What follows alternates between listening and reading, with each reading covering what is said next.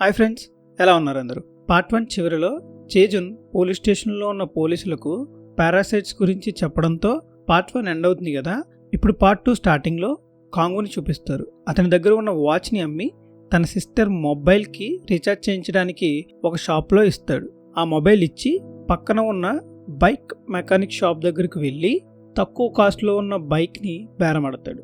ఆ మెకానిక్తో కాంగు చెప్తాడు, నా మొబైల్ని తీసుకుని వచ్చేలోగా ఈ బైక్ని రెడీ చెయ్యి అని చెప్పి కాంగు అక్కడ నుండి వెళ్తాడు. ఈ గ్యాప్లో మెకానిక్ ఏం చేస్తాడంటే కాంగు ఆపోజిట్ గ్యాంగ్ వాళ్ళకి కాల్ చేసి చెప్తాడు. అంటే యాంగ్ డుంగ్ వాళ్ళకి కాంగు ఇక్కడ ఉన్నాడని చెప్తాడు.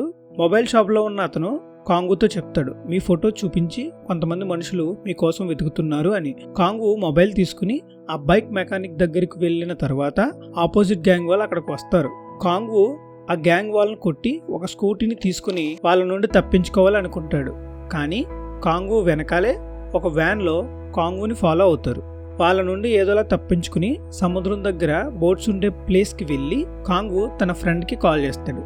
తన ఫ్రెండ్ పేరు కెవిన్తో అంటాడు, ఆపోజిట్ గ్యాంగ్ వాళ్ళు నన్ను వెతుకుతున్నారు, నాకు మనీ పంపించు, నేను ఇక్కడ నుండి వెళ్ళిపోతాను అంటాడు. దానికి కెవిన్, ఇప్పుడు నీకు కావాల్సింది మనీ కాదు, కారు, నువ్వు ఎక్కడున్నావో చెప్పు, నేను అక్కడికి వస్తాను అంటాడు. వద్దు, నేను ఇప్పుడు కలవలేను, నైట్ కలుద్దాంలే, నాకు ఒక ఇంపార్టెంట్ పని ఉందని చెప్పి కాంగు తన దగ్గర ఉన్న పాంప్లెట్ని చూస్తూ ఉంటాడు.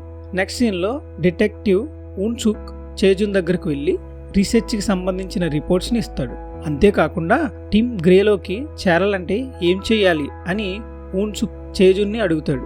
ఒకవేళ మీరు పారాసైట్ని కనిపెట్టడానికి మీరు హెల్ప్ చేస్తే అప్పుడు మీ గురించి మా హెడ్ క్వార్టర్స్కి చెప్తాము అని చేజున్ అంటుంది. నిజమా? అరే, మీకు ఏదైనా అవసరమైతే నాకు కాల్ చేయండి అని తన కార్డ్ని ఇచ్చి ఊన్సుక్ అక్కడ నుండి వెళ్తాడు. అక్కడ ఉన్న రిపోర్ట్స్లోనే సూయిన్ రిపోర్ట్ కూడా ఉంటుంది.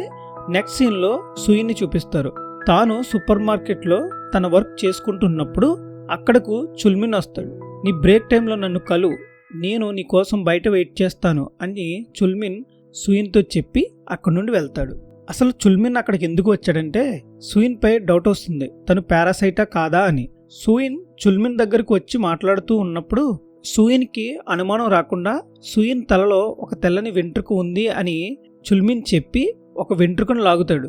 సూయిన్ పారాసైట్ కాదు అని చుల్మిన్ కన్ఫర్మ్ చేసుకుంటాడు. సూయిన్ పారాసైటే, కానీ తను మ్యూటెంట్ కాబట్టి సూయిన్ వెంట్రుకను తీసినా కూడా తను పారాసైట్ అన్న విషయం తెలీదు. ఇలా వాళ్ళిద్దరూ మాట్లాడుకుంటూ ఉన్నప్పుడు సూయిన్కి మళ్ళీ ఆ సౌండ్స్ అనేవి వినిపిస్తూ ఉంటాయి. సూయిన్కి అర్థమవుతుంది తన దగ్గరలోనే ఇంకో పారాసైట్ ఉంది అని. ఆ తర్వాత చుల్మిన్ సూయిన్కి ఒక కీ చైన్ గిఫ్ట్ ఇచ్చి అక్కడ నుండి వెళ్ళిపోతాడు. నెక్స్ట్ సీన్లో కాంగు ఆ పాంప్లెట్స్లో ఉన్న చర్చ్ దగ్గరలో, అంటే ఆ కొండపై నుండి చర్చిని చూస్తూ ఉంటాడు. ఇంకో పక్క సూయిన్ డ్యూటీ అయిన తర్వాత బయటకు వచ్చినప్పుడు కారులో సూయిన్ దగ్గరకు క్యూంగ్హీ ఇంకా సూయిన్కి పాంప్లెట్ ఇచ్చాడు కదా అతను కూడా అక్కడికి వస్తాడు. చర్చ్ ఫాదర్ నీతో మాట్లాడాలి అనుకుంటున్నాడు, నువ్వు మాతో రావాలి, మా పారాసైట్ ఫ్యామిలీలో మనుషుల లక్షణాలు ఉన్నాయని ఫాదర్కి చెప్పాను, అందుకే నీతో మాట్లాడాలి అన్నారు, అక్కడికే నిన్ను తీసుకుని వెళ్తున్నాము అని క్యుంగ్హీ చెప్తుంది. క్యుంగ్హీ అంటే కాంగు వాళ్ళ అక్క సూయిన్తో చెప్తుంది. సూయిన్ని పాంప్లెట్లో ఉన్న చర్చ్ దగ్గరకు తీసుకుని వెళ్తుంది. అక్కడకు చాలా పారాసైట్స్ వస్తాయి, మనుషుల రూపంలో ఉన్న పారాసైట్స్ అండ్ సూయిన్ చర్చ్ లోపలికి వెళ్ళడం కాంగు కూడా చూస్తాడు. కాంగు అనుకుంటాడు, మాన్స్టర్ జోలికి సూయిన్ని వెళ్ళొద్దని చెప్పాను కదా, చెప్పింది వినిపించుకోదా ఈ అమ్మాయి అని అనుకుంటాడు. చర్చ్ పక్కనే ఇంకొక షెడ్ లాంటిది ఉండడం కాంగు చూస్తాడు. సూయిన్ చర్చ్ లోపలికి వెళ్ళిన తర్వాత వాళ్ళందరికీ ఒక వీడియోని చూపిస్తాడు అక్కడున్న చర్చ్ ఫాదర్. ఆ వీడియోలో టీమ్ గ్రే నుండి తప్పించుకున్న ఒక పారాసైట్ వీడియోని రికార్డ్ చేసి చర్చ్ ఫాదర్కు పంపిస్తుంది. ఆ వీడియోలో ఒక పారాసైట్ చెప్తాడు, ఇతను ఎవరంటే చేజున్ షూట్ చేసింది కదా. ఆ వీడియోలో అంటుంది, మనల్ని పట్టుకోవడానికి ఒక పోలీస్ టీమే రంగంలోకి దిగింది, ఒక పారాసైట్ను బంధించి ఎంతగానో టార్చర్ పెడుతున్నారు.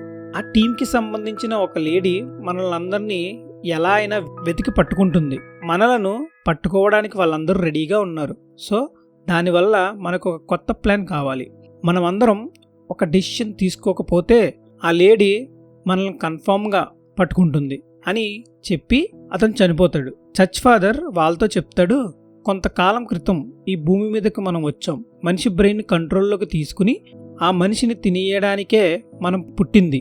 కానీ మనలో ఒకడు ఆ టీమ్ గ్రే వాళ్ళ దగ్గర చనిపోయాడు. అతని అసలు రూపం అక్కడున్న వాళ్ళందరికీ తెలిసిపోయింది. ఇలా జరగడం వల్ల మానవులు మనపై రీసెర్చ్ చేస్తున్నారు అని ఫాదర్ అక్కడున్న పారాసైట్స్తో చెప్తాడు. ఇంకో పక్క కాంగు చర్చ్ పక్కన ఉన్న షెడ్ లోపలికి వెళ్తాడు. అక్కడికి వెళ్ళి చూస్తే మనుషుల బాడీస్ని ఒక కవర్లో ప్యాక్ చేసి వేలాడదీసి ఉంచుతారు. వాటన్నిటిని చూసి కాంగు చాలా భయపడతాడు. కాంగు ఉన్న ప్లేస్ దగ్గరకు ఒక పారాసైట్ రావడం చూసి కాంగు ఒక చోటకు వెళ్ళి దాక్కుంటాడు. అలా దాక్కున్నప్పుడు కాంగు ఎదురుగా ఒక బాడీ కనిపిస్తుంది.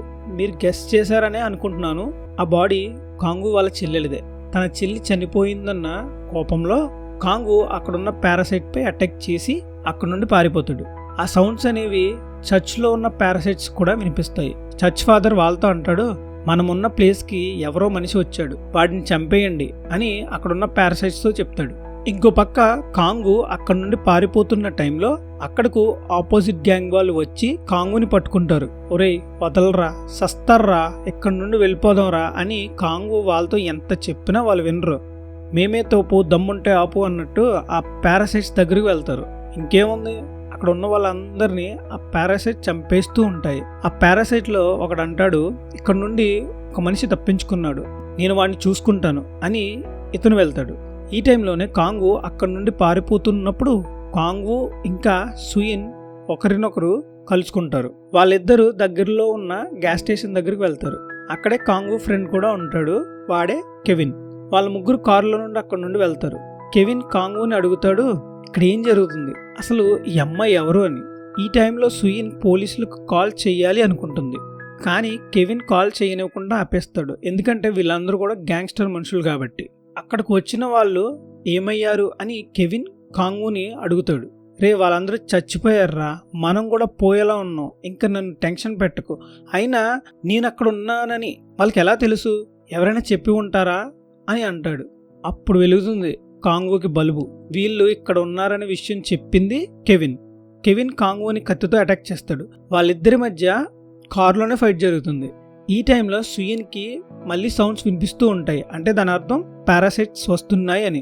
ఒక పారాసైట్ కాంగు ఉన్న కారుపై పడి వాళ్ళ మీద అటాక్ చేయాలి అనుకుంటుంది. ఇప్పుడు ఆ పారాసైట్స్కి సుయిన్కి, అంటే పారాసైట్లా మారిన సుయిన్కి వాళ్ళిద్దరి మధ్య ఫైట్ జరుగుతుంది. ఈ ఫైట్లో కెవిన్ని ఆ పారాసైట్ టెంటికల్తో పొడుస్తుంది. ఆ టైంలోనే కార్కి యాక్సిడెంట్ అయి కొండ ఎడ్జ్లో పడిపోయేలా కార్ ఆగుతుంది. ఇంకో పక్క సుయిన్కి ఆ పారాసైట్కి ఫైట్ జరుగుతుంది.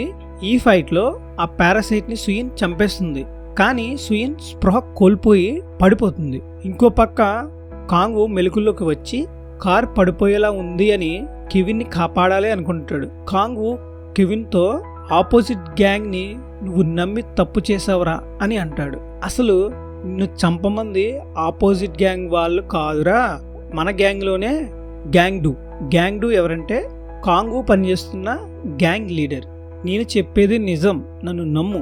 ఆపోజిట్ టీం వాళ్ళ దగ్గర డబ్బులు తీసుకుని నిన్ను చంపడానికి మనుషులను పంపించాడు. ఇక నుండి నువ్వు చాలా జాగ్రత్తగా ఉండాలని చెప్పి కెవిన్ చనిపోతాడు. కాంగు కారు నుండి బయటకు రావడానికి ట్రై చేస్తున్నప్పుడు కారు ఫ్రంట్కి కాంగు వచ్చేస్తాడు.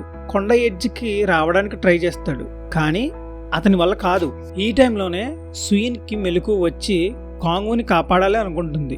ఎంత ట్రై చేసినా సుయిన్ కాపాడలేకపోతుంది. ఈ టైంలోనే సుయిన్ బాడీలో ఉన్న పారాసైట్ కాంగుని కాపాడుతుంది. నెక్స్ట్ సీన్లో చేజున్ని చూపిస్తారు.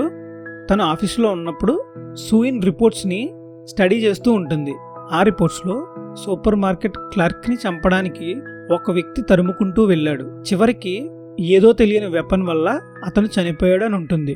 అయితే నువ్వే పారాసైట్వా సుయిన్ అని చేజున్ అనడంతో పార్ట్ 2 ఎండ్ అవుతుంది. పార్ట్ 3 త్వరలోనే అప్లోడ్ చేస్తాను. నాదొక చిన్న రిక్వెస్ట్ ఫ్రెండ్స్, మీరు కనుక ఫస్ట్ టైం నా ఛానల్ని చూస్తున్నట్లయితే ప్లీజ్ సబ్స్క్రైబ్ మై ఛానల్.